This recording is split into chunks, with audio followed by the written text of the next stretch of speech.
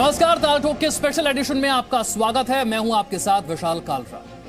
आज नए हिंदुस्तान में आतंक का काल मंडरा रहा है। जहां भी आतंक की दस्तक होती है, हिंदुस्तान के शूरवीरों की गोलियां उनकी छाती को छलनी करने के लिए बेताब हो जाती है। इस वक्त भी कश्मीर के कुलगाम में आतंकियों और सुरक्षा बलों के बीच मुठभेड़ चल रही है और कभी आतंकियों के गेम ओवर की खबर कभी भी आ सकती है।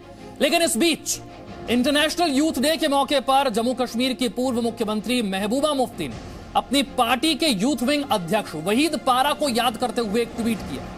कहा है कि कश्मीर के लिए अपनी प्रतिबद्धता की वजह से आज वहीद पारा को दंडित किया जा रहा है। आपको बताते हैं वहीद पारा जिसके लिए ट्वीट किया, ये वहीद पारा कौन है? जिस शख्स की पैरवी महबूबा मुफ्ती कर रही हैं, उस शख्स वहीद पारा पर आरोप है अपने राजनीतिक फायदे के लिए आतंकियों की मदद करना, और इसी मदद की वजह से कश्मीर में सुरक्षा बलों पर आतंकी हमले हुए। ऐसे शख्स की पैरवी करते हुए ट्वीट महबूबा मुफ्ती की तरफ से किया जा रहा है। सवाल यह उठ रहा है कि अगर देशद्रोहियों पर एक्शन हो रहा है तो आखिर महबूबा मुफ्ती को टेंशन क्यों हो रही है? एक ऐसा शख्स जिस पर आरोप है करोड़ों रुपए खर्च करने का ताकि घाटी में अमन चैन ना आ सके, घाटी में हिंसा फैलती रहे। बुरहान वानी की मौत के बाद हिंसा फैलाने के लिए करोड़ों रुपए खर्च किए गए।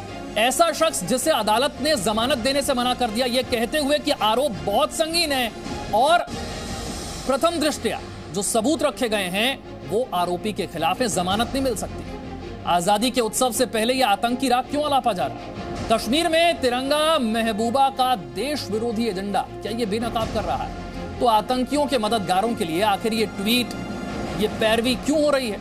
इस पर चर्चा करेंगे। कई खास मेहमान हमारे साथ जुड़ेंगे। सबसे पहले सुशील पंडित मेरे साथ जुड़ रहे हैं। सुशील पंडित साहब, ये वो लोग हैं, ये वो नेता हैं जो जम्मू कश्मीर के मुख्यमंत्री रह चुके हैं, जो आने वाले दिनों में चुनाव लड़ेंगे। ये वो लोग हैं जो उन लोगों के समर्थन में ट्वीट कर रहे हैं, उनकी पैरवी कर रहे हैं जिन्होंने करोड़ों रुपए खर्च किया ताकि घाटी में कभी अमन चैन ना आए, ताकि आतंकी हमले होते रहे, सुरक्षा बल के जवान अपनी जान गंवाते रहे। विशाल जी, इसका कारण यही है कि इनकी दुकानदारी आतंक और अलगाव के ही माध्यम से चलती है। इन्होंने जिस तरह सरकारें बनाई हैं आज तक और जिस तरह का प्रशासन दिया है, केवल और केवल मात्र अलगाववाद को बढ़ावा दिया है। पार्टी के घोषणा पत्र में अपनी प्राथमिकताएं गिनाने से लेकर अपने पार्टी के महत्वपूर्ण पदों पर ऐसे लोगों को नियुक्त करना जो उनकी देश विरोधी मंशा को धरातल पर रूपांतरित करते हैं। खुद महबूबा मुफ्ती, इन पर बड़े गंभीर आरोप लगाए थे तत्कालीन हमारे राष्ट्रीय सुरक्षा सलाहकार एम.के. नारायणन ने। उसके बावजूद ये मुख्यमंत्री बनाई गई। इनके वित्त मंत्री अल्ताफ बुखारी आज भी हवाला कांड के आरोप भुगत रहे हैं। इनकी गाड़ी से आरडीएक्स बरामद हुआ था। ऐसे ऐसे लोगों की पार्टी और ऐसी सरकार और इस तरह की नीतियां जिसमें वो कहती हैं कि पाकिस्तान की मुद्रा कश्मीर में जारी की जानी चाहिए। आज क्या सुशील पंडित, ये नेता फिर थोड़े दिनों बाद चुनाव लड़ेंगे जो आतंकियों के लिए पैरवी कर रहे हैं?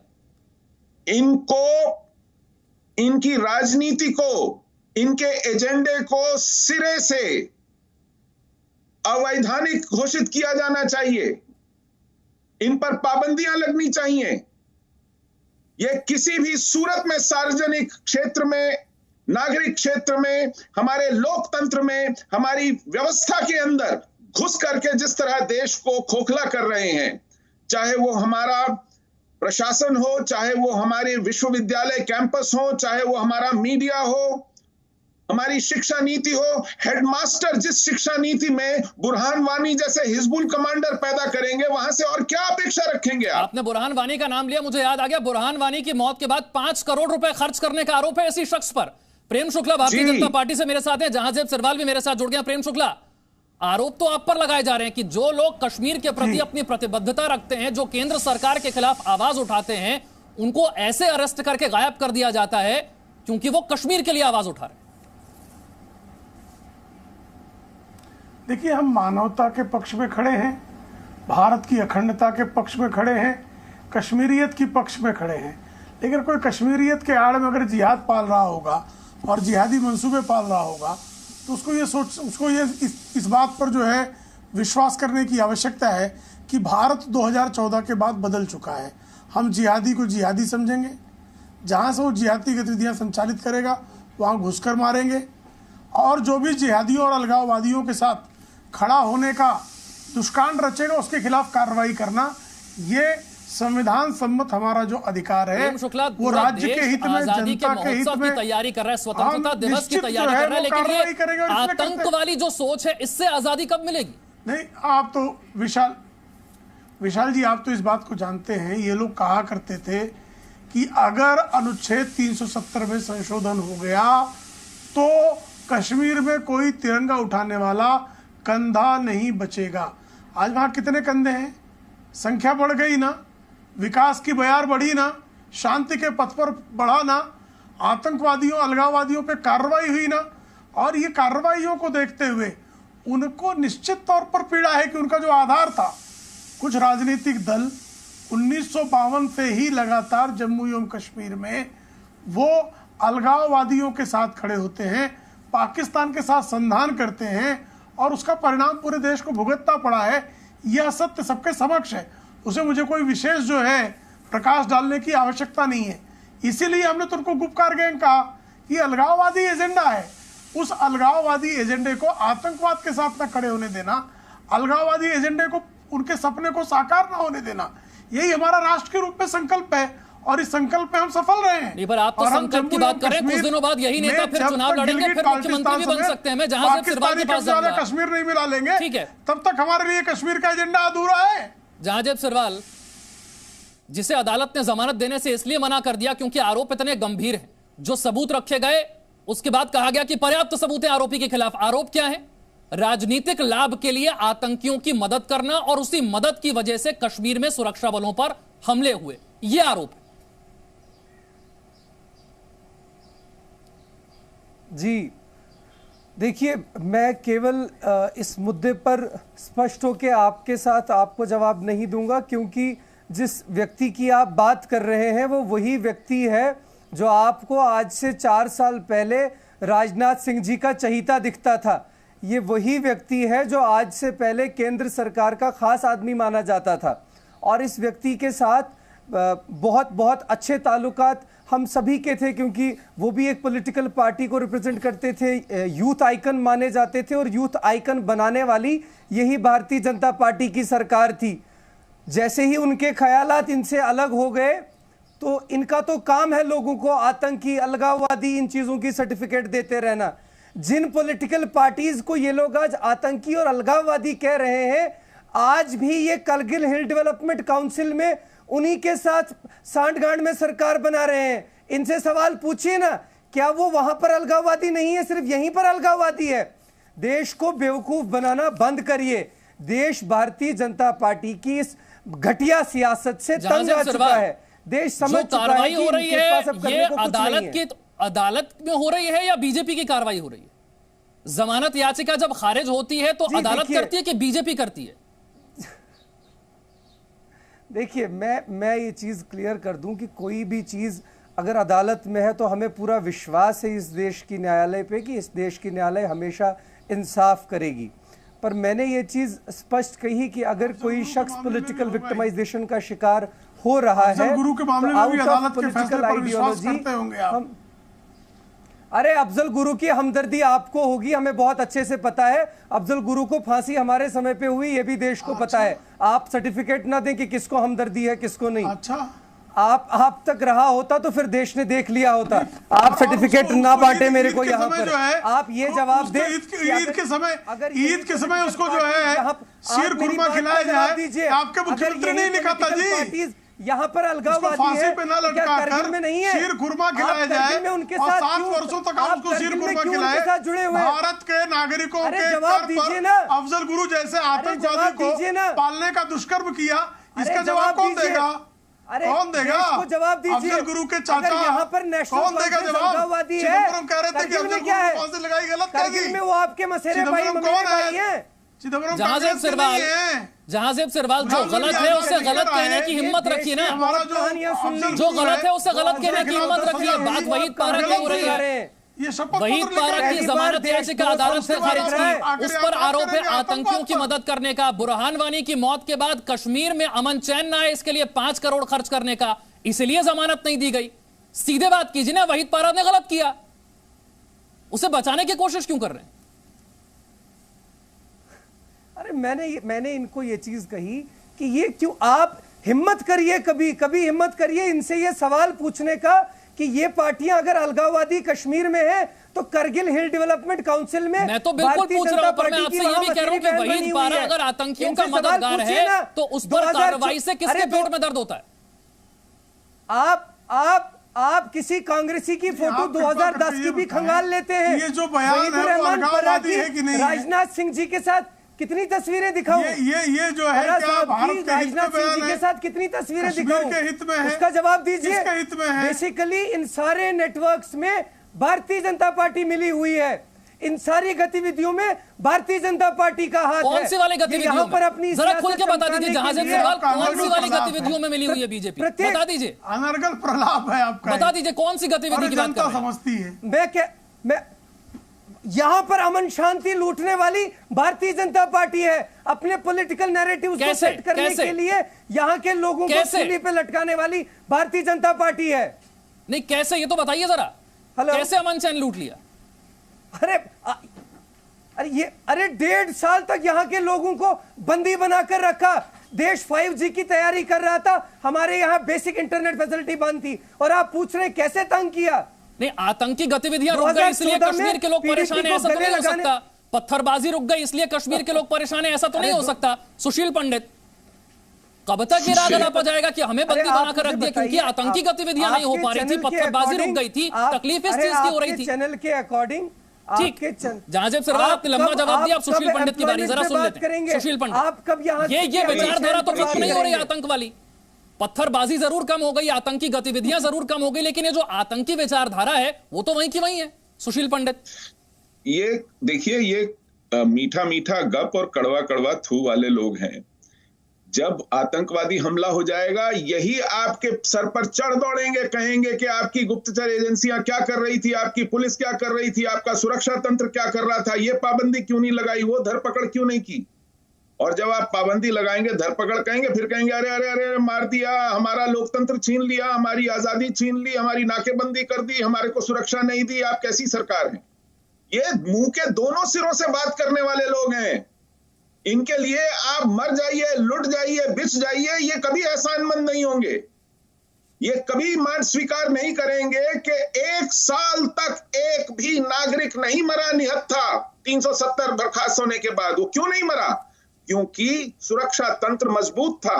आतंकियों को अपने मंसूबे कार्यान्वित करने की आजादी नहीं दी गई। सुशील जी को बहुत दुख हो रहा है, कोई क्यों नहीं मरा? आपको बहुत खुशी होती है कश्मीरी को मरते हुए खुश होकर बता रहा हूं पंडित जी, आपको दुख हो रहा है कश्मीरी क्यों नहीं मरा? आपको 2 दिन पहले नहीं दिख रहा है कि एक भारतीय जनता पार्टी की सरपंच हर बात पे रोएंगे, हत्या कर दी गई। दिल दुखता है हमारा। आप तो दिल्ली में बैठ के बातें कर लेते हैं, हमें दुख होता है देखते हुए, चाहे वो भारतीय जनता पार्टी का साथी मरे, चाहे किसी और पार्टी का मरे या आम कश्मीरी मरे। दिल खुश होता होगा आपको कश्मीरी का मरते हुए बिल्कुल नहीं, कतई नहीं। आप खुश होते हैं, आप हमला होता है तब भी खुश होते हैं, हमले टल जाता है तब भी आप खुश होते हैं कि साहब चलिए हमको बताने को कुछ और मिल गया। हमला टलने पे बिल्कुल खुश होते हैं, हमला टलने पे खुश होते हैं। तकलीफ ये भी तो है कि जो लोग कहते थे कि 370 से बढ़कर तिरंगा उठाने वाला नहीं मिलेगा, ऐसा कुछ हुआ नहीं कश्मीर में। तकलीफ ये भी तो है कि जो एजेंडा था वो पूरा हुआ ही नहीं, जो डर दिखाया गया था पब्लिक को वो पूरा हुआ ही नहीं। पंडित जी, दिल की बात जबान पर आ जाती है। बिल्कुल आ जाती है। जब एनकाउंटर से आतंकी निकल जाता है ना, बहुत खुश होते हैं आप। उसी के लिए तो पत्थर फिकवाते हैं आप खुश। अगर वो हमला कर दे तब भी आप खुश, अगर वो भाग निकले एनकाउंटर से तब भी आप खुश। आपको हर हालत में खुशी मिलती है वहां आतंक को फलता फूलता देखकर। प्रेम शुक्ला, यही बात मेरे दिल में आनी थी। लेकिन हैरानी की बात और डर की बात यही है कि यही सोच वाले लोग जो जम्मू कश्मीर में चुनाव की मांग कर रहे हैं, फिर कुछ दिन बाद चुनाव में जाएंगे, फिर इन्हीं लोगों के जनप्रतिनिधि बनकर बैठेंगे जो आतंकियों की पैरवी कर रहे हैं। जो अपने राजनीतिक लाभ के लिए करोड़ों रुपया खर्च कर रहे हैं टेरर फंडिंग में। ये वही लोग जनप्रतिनिधि बनकर बैठे। विशाल भाई, मैं आपसे सहमत हूं, इस विषय में मैं सहमत हूं। और ऐसे जो लोग हैं जो अलगाववादी बातें करते हैं, जो आतंकवादियों को प्रश्रय देते हैं, ऐसी शक्तियों को क्या निर्वाचन आयोग चुनावी अधिकारों के तहत प्रतिबंधित कर सकती? क्या ऐसे कानूनों पर विचार होने की आवश्यकता है? और निर्वाचन आयोग ने निश्चित तौर पर इस पर नीति बनाने की आवश्यकता है कि जो लोग सांप्रदायिक विकृत सांप्रदायिकता की हद तक जाकर जिहादी आतंकवाद को प्रश्रय देने का जो लोग कुकर्म करते हैं, क्या वो चुनावी राजनीति में उनको अवसर दिया जाना चाहिए या ऐसे लोगों के अवसरों को प्रतिबंधित किया जाना चाहिए? इस पर इस देश के निर्वाचन प्रणाली को जो है निश्चित तौर पर विचार करने की आवश्यकता है। जहांजेब सिरवाल, कल को हाफिज सईद पर कार्रवाई हो गई तो उसका भी दुख मनाएंगे क्या? क्योंकि वो भी कहता है कि वो कश्मीर के लिए लड़ रहा है। जी बिल्कुल होना चाहिए जी, बिल्कुल चुनाव लड़ने की और साध्वी प्रज्ञा ठाकुर पर भी कार्रवाई होनी चाहिए। हाफिज सईद पर कार्रवाई हो गई तो उसका दुख मनाएंगे क्या? योगी आदित्यनाथ वो भी कश्मीर के लिए लड़ने का दावा करता है। इन सब पर भी चलवाइए, ये सब ट्रायल बेसिस पे बाहर है, इन पर भी कार्रवाई चलवाइए। मतलब वहीद पारा के साथ जो हुआ वो ठीक हुआ ना? अदालत ने जमानत नहीं दी, ठीक हुआ। इनको पूछिए, आतंकवादियों की मदद का आरोप ठीक है। अरे इनको पूछिए, 2014 में इसी पीडीपी की गोद में जाके बैठ गए। मैं तो वहीद पारा को लेकर सवाल पूछ रहा हूं जहांजेब सिरवाल। नेशनल कॉन्फ्रेंस की गोद में जाके बैठ गए, फंस गया। इनसे सवाल पूछने की हिम्मत कब करेंगे? आतंकियों के खिलाफ जो बोले, जो आतंकियों पर कार्रवाई करे, उसकी पैरवी करने के लिए सामने क्यों आ जाते हैं? खुलकर कहिए कि आतंकी आतंकी है, जिसने मदद की वो टेरर फंडिंग कर रहा था। खुलकर कहिए कि वो आतंकी है। देखिए, मैं कोई न्यायालय नहीं हूं जो किसी पर इल्जाम लगाऊं। ये काम जीनियस पर बैठ के आपके नेता इल्जाम लगाते हैं। गुलाम नबी आजाद ने संसद में कहा था कि हमारी सेना वहां के नागरिकों को मारती है, आतंकियों को नहीं मारती है। ये आरोप लगाया था आपने, आपके नेता ने। सुना होगा, हमने नहीं सुना है। आपने सुना होगा, ऐसी बातें नहीं सुनाई देती जहांजेब सिरवाल। जो सूट नहीं करती, जो एजेंडा को सूट नहीं करती, वो सुनाई भी नहीं देती। आप वक्त आने पर कान भी बंद कर लेते हैं, आंखें भी मीच लेते हैं। वो हमारे यहाँ नहीं आते। हमारे यहाँ व्हाट्सएप यूनिवर्सिटी बैन है, आपके वहाँ वो मैसेजेस नहीं। आप तो अदालत की कार्रवाई को भी अगर व्हाट्सएप से जोड़ना चाहते हो तो फिर आपकी मर्जी। अदालत का आदेश निकाल कर पढ़ लीजिए। अदालत ने जमानत देने से मना क्यों किया? आरोप क्या लगा? किस तरह से करोड़ों रुपए खर्च किए गए टेरर फंडिंग में? ये व्हाट्सएप पर नहीं आ रहा, ये अदालत में आ रहा है। अदालत कह रही है जमानत देने से मना, अदालत करती है। इनको संसद भी व्हाट्सएप नजर आती है, लोकसभा में अपने नेता का बयान भी व्हाट्सएप नजर आता है। ये ऊपर से नीचे तक व्हाट्सएप के मारे हुए हैं। शौकत चौधरी साहब मेरे साथ जुड़ गए पीडीपी से। शौकत चौधरी साहब, नागपुर की वहीद पारा की पैरवी करते हुए ट्वीट, क्या आरोप है वहीद पारा पर, जानते हैं ना?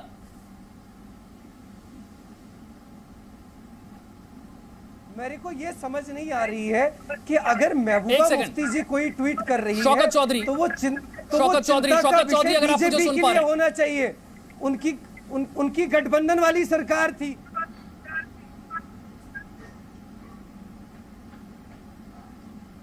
ठीक, जहांजेब सिरवाल अपनी बात पूरी कीजिए। अभी लगता है शौकत तक आवाज नहीं आ रही। ठीक, मैंने कहा महबूबा मुफ्ती जी के ट्वीट का जवाब उनके गठबंधन वाले साथी से पूछिए, बीजेपी वालों से पूछिए। चिंता का विषय उनके लिए होना चाहिए। गोद में वो उनकी जाके बैठे हुए। यानी कि आप कश्मीर के अमन चैन के लिए बिल्कुल चिंतित नहीं है ना? आजकल तो आप उनके कंधे कंधा मिला, आपको कोई फर्क नहीं पड़ता कि कोई आतंकियों की मदद करे, धमाके करे, सुरक्षा बलों की जान चली जाए, आपको फर्क नहीं पड़ता।